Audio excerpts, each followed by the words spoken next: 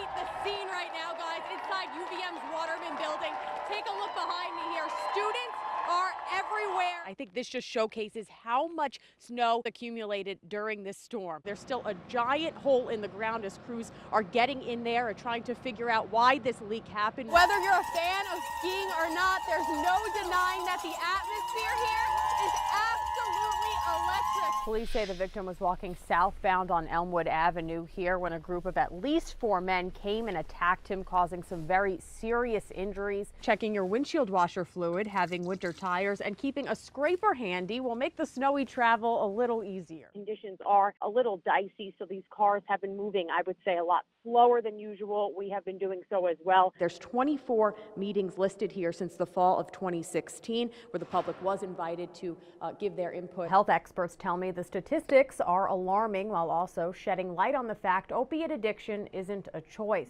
It's really terrible. A man struck and killed while crossing a busy Burlington street with his dog. It's only been a matter of time before I said something was going to happen, and sure enough, tonight was that night. Police say it happened around 5 o'clock in the evening on North Avenue and Poyer Street. Residents who live nearby think the entire incident could have been avoided. It's my understanding that the city has agreed to put in one of those blinking yellow lights for a crosswalk only 10 feet away from where this poor body is lying. If a crosswalk was here, it would be far less likely that this would have happened. Alden Finney lives feet away from where the incident happened. He agrees that a crosswalk would make a big difference. There's many times, probably every day, that I get off the bus and you have to play Frogger in order to get to one side to the other. Burlington Police Chief Brandon Del Pozo says the crash is still under investigation. At this point right now, there's nothing to suggest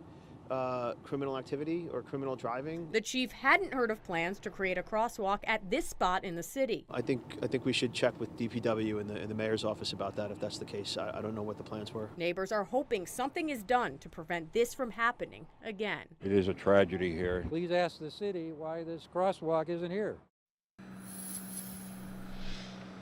Now, we have reached out to the mayor's office regarding the crosswalk. They're expected to get back to us tomorrow with an answer about that. A life dedicated to award-winning service.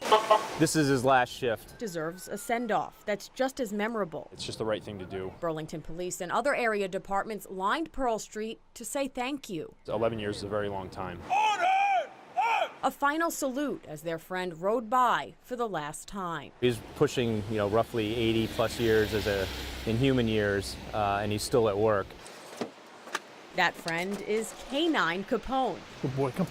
The German Shepherd ending his career with the Burlington Police Department after 11 years as Corporal Trent Martin's loyal sidekick.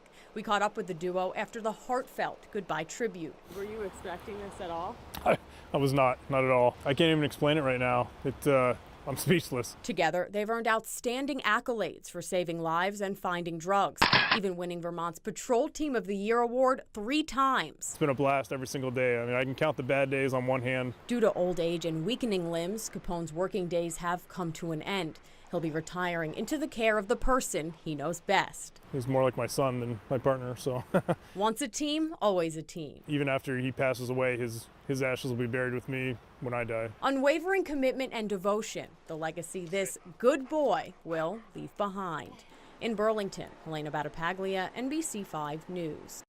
Let's beat this somehow instead of going to our dealer and getting high. An emotional town hall discussion spurred by a young Vermont mother's obituary that went viral. The person dies and you think that's the worst thing that's going to happen, and then they stay dead. In October, 30-year-old Madeline Linsenmeer died after years of battling an opiate addiction. The heartfelt words written by her sister caught the nation's attention. If we combine our voices, we can affect real change. Tonight, a panel of recovery experts, police, addiction survivors, and Maddie's family discuss the disease that does not discriminate. If you give people hope and the chance to do something different, recovery can stick. Burlington's opiate policy manager, Jackie Corbally, says she's glad the obituary has shined a new light on addiction. That really pointed to This can happen in middle class and upper class families. She says Maddie's story is not unique, and people have been making strides to better understand the problem. We've got large populations of people,